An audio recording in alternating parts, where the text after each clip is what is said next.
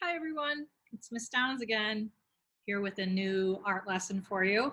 I'm actually sitting in a very special place I made for myself. It's my hammock, and I live on high rise on the 17th floor. So this gives me a chance to be able to kind of sit up above and not on the couch, and I can actually swing watch. Isn't it pretty cool? So I can sit up here, and sometimes I bring my cats up here and I'll read, and I'm taking classes right now. So I thought I would bring my lessons to you today from my high-rise hammock is what I'm calling it, because I'm, like I said, on the 17th floor. But you can see behind me, it gives me a nice view of the sky, and I can see grass and all of that. Let me show you real quick. I'll show you. I can see other things. So I can see the lake. So I'm not just inside all the time, which is kind of nice. But before we get started, I just want to start, let's center ourselves. Let's take a couple really wonderful deep breaths together. Okay, ready? So just take a nice inhale. And exhale. And another inhale through your nose. And then kind of do the lion's roar and you exhale this time. It's kind of silly, right? But it feels really good when you do it. Let's do it again. Inhale. Ready? You're gonna roar. Roar. Good job, everybody. Today, we are gonna work with miniatures. So not regulars, but miniatures. And I wanna show you an example, a couple examples really, before we get started. So what a miniature is a smaller version of something we normally know. So for example, I have this really wonderful book. It's an old book by Rudyard Kipling. And you can see all the pictures are in here are normal size so that our eyes can read it pretty easily. Now, I want to show you something else. I have this little book. It's a miniature book. And inside this book, see the difference, how the different sizes? So this is what a miniature would be. So the inside, you can see actually it also has words and pictures. And I actually knew the artists that used to make these. It's a pretty fantastic little books, and they're bound just like a normal book, but they're miniatures. So I want to show you something that I think is pretty special. Now, once you watch this, you can watch this video again, of course, but you can always go on this channel, my YouTube channel now, and you go down to the playlists and you click on it, and you can always look at these special videos. There's going to be extra videos for you to look at if you want to. Some are just fun.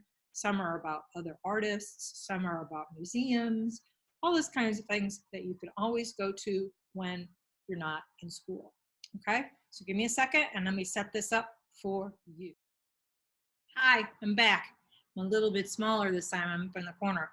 But I want to show you this really, really cool miniature museum. So hold tight. Here we go.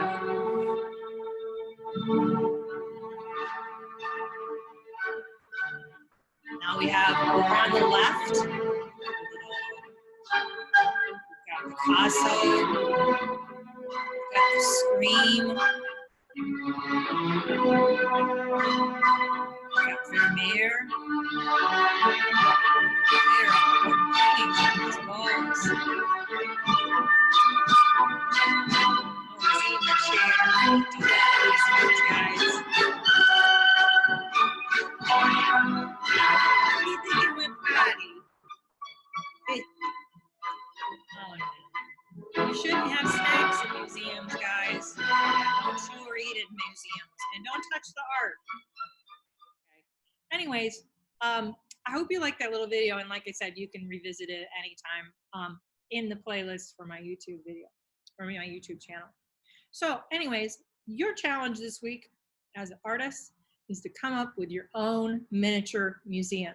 Now, your museum doesn't necessarily have to have real famous art like these Druppels had in their museum. They had Munch, Edvard Munch, and they had, I believe, a Picasso in there. You don't need to worry about that. You could do a Monet if you want to. You could do a Monet museum. Or you could do a museum of flower pictures. You could do a museum of animals, animal pictures. If you have clay, you could do a sculpture museum. If you wanted to do, you could do a museum of trees. You could do a bird museum. You could do anything you want. You could do a museum of seasons. You could do a museum of architecture, of different buildings. You could do a museum of photography. It's really, really up to you. You could do butterflies. You could do, I mean, the ideas, you could do a fashion museum if you really like to do clothes, or, I mean, there's so many different ideas. And I'm pretty sure you're going to come up with some that I haven't thought of. Oh, I did think of another one.